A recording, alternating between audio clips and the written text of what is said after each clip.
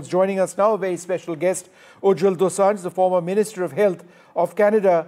Mr. Dosanjh, do you believe that enough is being done to ensure that Indo-Canadians and Indian nationals in Canada are being adequately protected?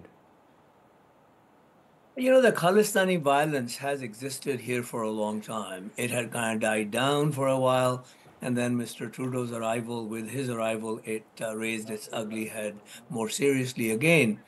What happened at the Brampton Temple, obviously unfortunate, unacceptable, condemnable. But it also happened at one of the Surrey Hindu temple. It also happened at the Sikh temple in Vancouver. So it's not isolated. Khalistanis obviously have been doing violence to other Sikhs in temples for a long, long time. And Canadian government hasn't paid much attention. The law enforcement hasn't paid much attention. And now it's spilled over into the Hindu temples, partly because of the consular officials being there. But partly maybe it's a plan by the Khalistanis to try and drive a wedge between the Sikhs and Hindus that have lived here peacefully as they have in India.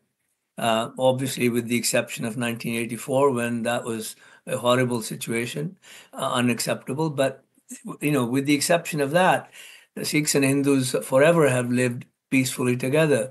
So this may be partly their effort to sow some division and hopefully carry that division from Canada over into India. That's their hope, because they want to finally dismember the country. But the government of Canada, the political class in Canada, they have been, in a certain slumber about these issues, whether inadvertently or advertently. They have not condemned Khalistani violence. They have not named Khalistani violence. They have not called it out. Even the denunciations that have now come from the three leaders don't mention the Khalistanis by name at all. It seems that these guys came from somewhere up in the skies and dropped in and created violence. They're not Khalistanis. They're not Canadians, at least it seems from their statements. And so, the political class has been in somewhat of an amnesia on this issue for a long time. And the law enforcement has left a lot to be desired. Where does that leave Justin Trudeau? I know he's condemned the attack, as it were, but he's not mentioned or spoken about the Khalistani angle. A lot of people observing what's taken place, and you've got Khalistani flags over there in the video that we're showing. It just seems that he continues to be in denial. Well, I don't think he's in denial. I think he knows exactly what's happening. Khalistanis were in his cabinet. Khalistanis and Islamists, who I know, who wanted an end to the anti-terror legislation in Canada as part of their program to support a particular candidate for whom I was seeking their support in leadership campaign. And they ended up in his cabinet. So he knows fully what he's doing. He's not oblivious to it. I think he's doing it because he says, why make enemies? Even if you have 1,000 votes in a riding that are Khalistani, why make them angry? I think the Conservatives are following the same kind of playbook. They've canceled the Diwali event that I have attended when I was an MP for 7 years in Ottawa.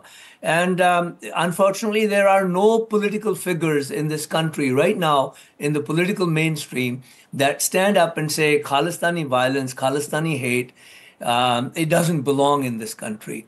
Do you seriously believe that, as Pannu has done, called for the expulsion of Hindus from Canada, do you seriously believe that somebody had stood up and asked for the expulsion of Jews from Canada, that he wouldn't be prosecuted? He wouldn't be picked up by the police the next day and investigated? So there is a total amnesia on this issue, total lack of effort on the part of the law enforcement as well as the politicians. Mr. Dosanjh, a lot of the individuals in that temple were Indian nationals. As I understand it, they were being given consular services by the Indian High Commission or the consulate. It's something which has happened forever. A lot of them, for example, if they're Indian nationals, would need to draw their pensions. They need to, they've come into Canada late in their lives, and so they need that consular assistance. Do you believe that this was a deliberate effort at thwarting that or attempting to stop that? Oh, absolutely. It is an effort to harm Indians here generally and to try and create a wedge and to try and prevent the consular officials from helping Indian citizens or Canadian citizens who need these life certificates. You know, in Toronto, I know the consulate is way over downtown, miles away from where people live.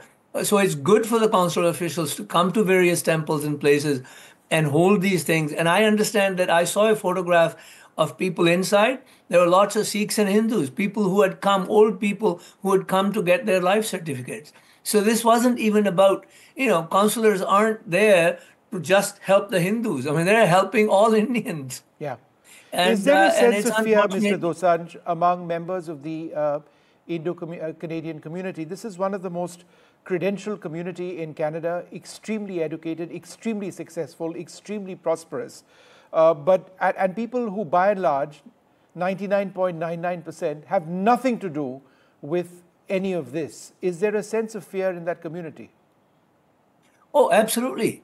There's been fear in the Sikh community, for a long time. This violence has been going on in the Sikh temples for a long time. That's why moderates have simply walked away, because they can't be physically fighting.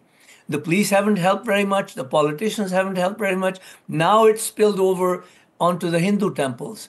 And, unfortunately, it shouldn't be a thing of joy, but I think perhaps because now the conflict seems to have widened, and perhaps more attention might be paid by the politicians and the law enforcement. Mr. Dosanjh, the other very disturbing aspect which emerged just a couple of days back was that Canada is actively, keeping track of Indian consular officials. A few diplomats who are remaining, they are spying on them. They are using video surveillance and audio surveillance as well. That, many in India seem to suggest, is a breach of basic consular and diplomatic protocol. At a time when the relations between the two sides have really plummeted, isn't that still a bit too much? Well, look, covert operations go on. All countries do that, where it is a violation of the diplomatic, traditions and laws, international rules and norms. But most countries do it. I'm not suggesting Canada should do it, but we understand, as people who know the world a little bit, that it happens. I'm not justifying it, but it happens. And I'm sure India does the same. The US does it all the time. How do you think, how else did they find out what Indian diplomats or others might have been doing about Niger or somebody else, or Patwant Singh, Gurpatwant Pannu? They do that because they eavesdrop, right? It's not right. It's not proper. Most countries would give you a lesson saying, oh, we should obey diplomatic norms, comply with them. They know all of them breach them, if they can. One final question, Mr. Dosanjh. The entire, you've spent decades in Canada. The entire problem with the Khalistani movement is not new. It's existed for decades on end. I've been a student in Canada. My father being a diplomat, we were protected by the Royal Canadian Mounted Police way back in 1991 because of this threat. It's existed for decades. It's never found space, in the Canadian media, other than occasional stories here and there. It's always been a factor in Canada's life. Is it now something which is out of control?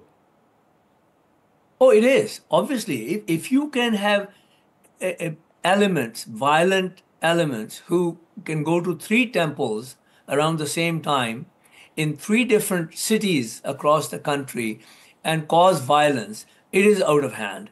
It is, in fact, it's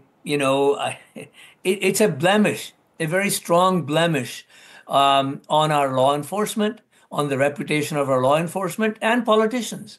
Politicians have failed to condemn this violence and hate. It's existed in Canada, it continues to grow, and law enforcement has done very little to enforce the laws that could have been enforced.